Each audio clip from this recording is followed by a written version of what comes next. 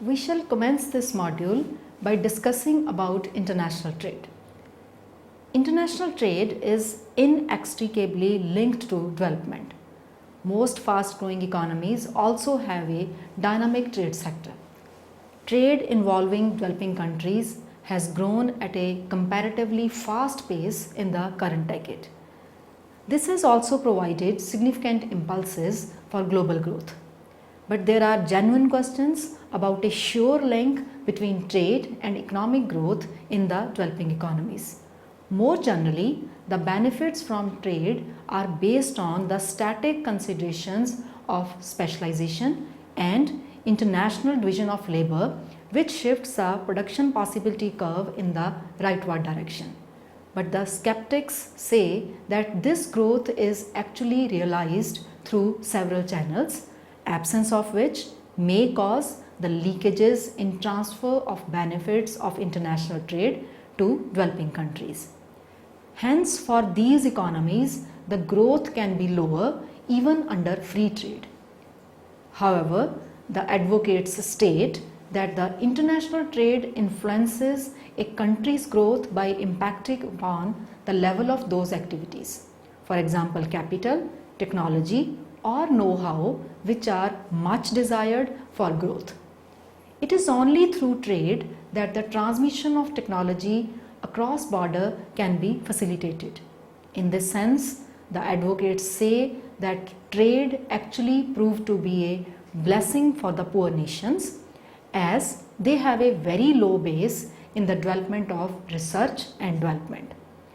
Apart from it, opening up to international trade extends the market of a country's output beyond national frontiers and may ensure better prices through exports. Developing countries have long strived for a development strategy that will sustain high economic growth, create employment opportunities, and eliminate poverty. Trade policy is being used by the developing countries as a tool for attaining their development objectives. The successful experiences of several developing countries, especially in Asia-Pacific region, that have achieved rapid economic development through trade expansion are being presented as a testimony to the benefits from increased participation in international trade.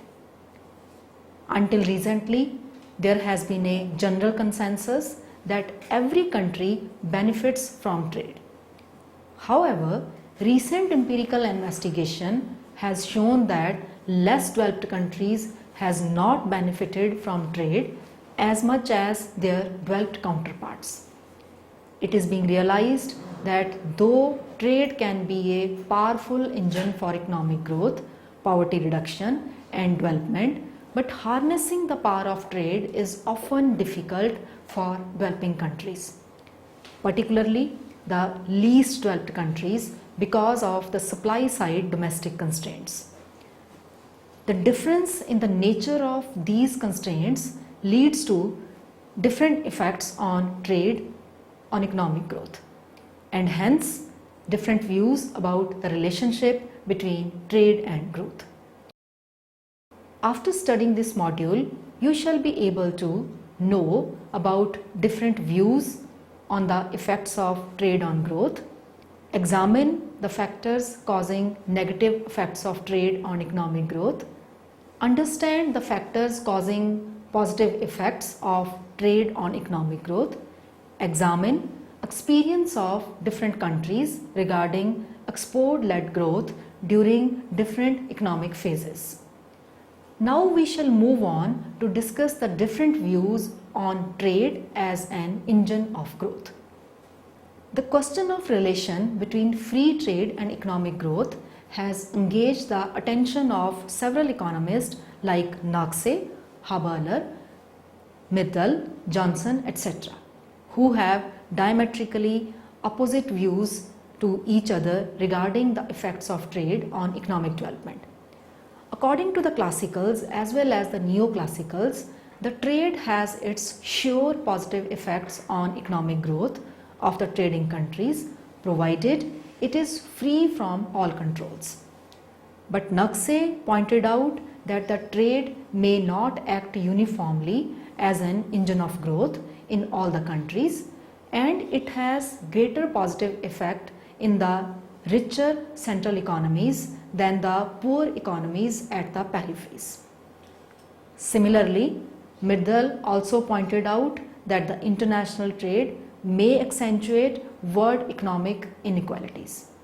Both Naqse and Mirdal agreed that the chief instrument of this unequal distribution is the adverse terms of trade for the underdeveloped economies who have huge import needs to give impetus to their process of growth, and for this purpose they too have to increase their exports. But they are able to export only the primary goods, which have less elastic demand in the international market. As a result, they always face adverse balance of payments. On the other hand, Haberler advocates the positive effect of international trade on economic growth. So let us first discuss Haberler's views. Haberler in 1971 advocates that the free trade is the best policy to register economic growth, and apart from direct static gains, there are other valuable indirect gains as well which push the economy on faster growth path. These are: number one, trade provides the capital goods required by the underdeveloped countries for economic development. Number two, it disseminates technical know-how. Number three, it facilitates international movement of capital. And number four, it is the best guarantee against the emergence of monopolistic conditions. The second view is that of Prebisch-Singer Thesis. In an attempt to shed the euphoria around the international trade as being an engine of growth, Prebisch and Singer tried to show that the developing economies are not in position to gain from trade due to secular trends of deterioration in terms of trade for these economies. Actually, the net earnings from the trade which may help the developing economies to raise their level of national income depends upon not only on the quantity of exports and imports but also on the prices of exported and imported commodities. On basis of empirical evidence from United Kingdom between 1870 and 1940, Rolf Prebisch demonstrated that terms of trade had secular tendency to move against the primary products and in favor of manufactured and capital goods. Since the structure of the developing countries is characterized by predominance of primary activities, their composition of trade is also dominated by export of the primary goods and imports of the manufactured and capital goods.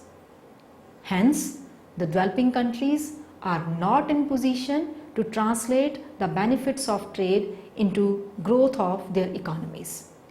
The primary goods generally have low income and price elasticity, while the manufactured goods are more price elastic. Therefore, as the price of manufactured good increases in the international market, the import expenditure of the developing economies increases and they have to export more in order to meet this expenditure.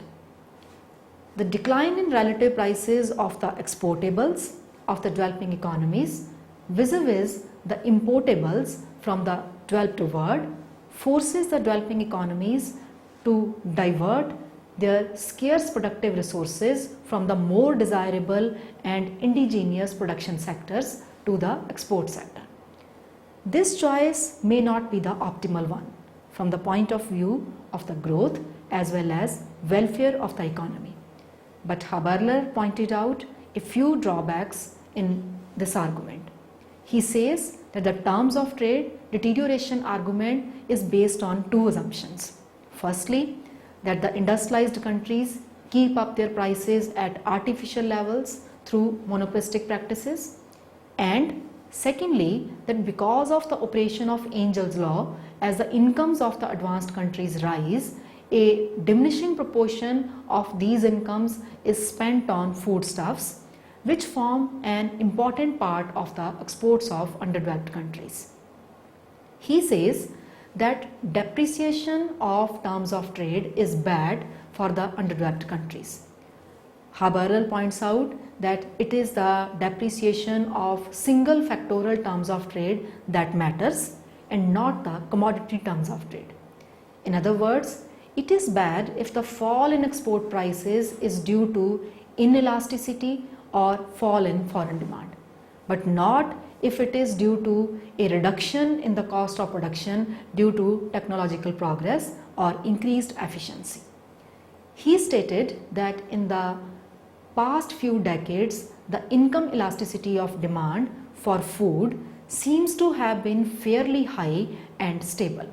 But still, we can say that the developing countries will not be able to reap all the benefits as the cost and consumption pattern of the foodstuff in the developed world changes from cereals and other grains to more processed foods, meat, eggs, cheese and other dairy products which the underdeveloped countries do not export on any significant scale.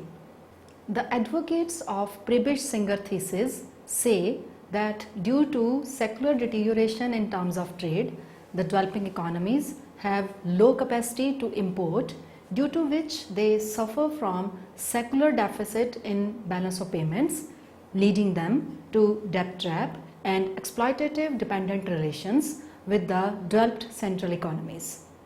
This hampers their natural process of growth. As the prices of primary goods remain lower relative to the prices of the manufactured goods, the capacity to import goods falls for the developing economies. But to meet their requirements, they have to continuously bear the deficit in their balance of payments. And if these deficits stay for a long period, they have to borrow, which further adds to their woes, as in subsequent time periods when these countries will be repaying their debt, a high proportion of their export proceeds will not be available for imports. This further increases their debt burden. This declining capacity to import, going deep into the debt trap and deteriorating terms of trade have serious negative effects on economic growth of the developing economies. The third idea is that of immiserising growth. The idea of immiserising growth was put forward by Jagdish Bhagwati in 1958. By immiserising growth, he refers to a situation where the growth, which has been the outcome of technical progress and factor accumulation, actually leads to acute deterioration in terms of trade. This deterioration imposes a loss of real income which outweighs all the primary gains of trade and thus results in net losses to the society. The fourth idea is that of beneficial growth. The thesis of immiserising growth is based on several assumptions, which may not always be true. It assumes that the country's growth is biased towards export sector, which sells the commodities which have low price elasticity, and expansion in export supply leads to large drop in price. Immiserising growth may not be true for all developing countries, and the developing countries may experience positive gains even though the terms of trade have deteriorated. In the long run, the production gains may outweigh the losses due to deterioration in the terms of trade, and the economy is on higher level of community welfare. Export-led growth. For the past 30 years, development policy has been dominated by the paradigm of export-led growth. The export-led growth paradigm rose to prominence in the late 1970s when it replaced the import substitution paradigm that had dominated development policy thinking in most of the developing economies. It states that the foreign trade helps the developing economies to enjoy the benefits of extended market and the economies of scale. The foreign markets enable the producers in the developing economies to establish the viable units and overcome the limitations of the small size of the domestic market. Actually, the paradigm of export-led growth has undergone through several phases. During the 50s and 60s, when most of the developing economies were following the strategy of self-sufficiency and hence were mesmerized by the idea of import substitution, the countries like Germany and Japan followed the strategy of export-led growth, to be followed by the East Asian tigers like South Korea, Taiwan, Hong Kong and Singapore in the 70s and 80s. Then the waves of globalization and changes in the world economic policies spurred the change in strategies of most of the developing economies from import substitution to export-led growth. However, this strategy has differed from country to country. Germany and Japan and their own indigenous industrial base and their growth of exports was spurred by undervaluation of the domestic currency, while the East Asian tigers relied upon the undervalued exchange rate along with the acquisition of foreign technology. On the other hand, the Latin American countries depended on foreign multinationals rather than developing their own indigenous industrial capacity. Then in the era of globalization, export-led growth is no longer a purely national strategy. Instead, it is the partnership between developing countries, multinational corporations and developed countries. It aims at maximization of international gains in trade as well as production. It has promoted a new type of export-led growth based on relocating existing production and diverting new investment that benefits emerging market economies by creating jobs, transferring technology and relieving balance of payment constraints on growth. However, the economies may not be owning the industrial base or experience the process of industrialization of their economies. On the flip side, this state has also been the cause of deindustrialization in several economies, creation of international financial imbalances and undermines the demand generation process through diminishing levels of income. But China set a different trend in this type of growth. It followed this strategy with a combination of import controls, undervaluation of currency, development of indigenous technology and industrial base. Thus, we can see that different countries have followed this strategy in a different manner. However, the benefits have also proved much more elusive. Though China had done well in terms of productivity growth and growth of income, but countries like Mexico had been less successful. It is being felt that the initial gains from such strategy cannot be sustained until the economies do not improve their competitive strength through building infrastructure, industrial base and other related services. Let us now summarize what we have discussed in this module. Thus, we can see that there are different views about trade being an engine of growth. The advocates of this idea emphasize that trade enhances the production potential of the developing economies, provide them an extended market, better allocation of resources, greater access to technology, which collectively lead to improvements in welfare. On the other hand, the thesis like secular deterioration of terms of trade and immiserising growth show the darker sides of the trade, which propagate the idea that although international trade may lead to economic gains, but the distribution of these gains between the developed and the developing economies is not equal. They state that given the structure of the developing economies, they are not in position to reap these gains and through unfavorable terms of trade, their welfare level actually falls.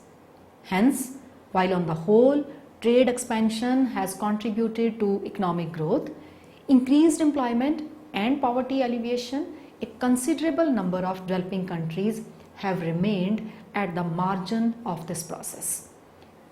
To integrate these countries in the global economy in such a way that they may be increasingly share the benefits of the expanding world trade is one of the main challenges facing the international community. The export-led growth strategy has also found that while openness to trade tends to spur growth, helps in stabilizing prices and promotes efficiency gains through increased competition, it may allow countries to take advantage of specialization and economies of scale, facilitates productivity increases, which are a key factor in sustained development. But such outcomes are not automatic. Mutually supportive policies and an adequate macroeconomic framework, infrastructure, and human resource development are necessary. That's all with this module. Thank you.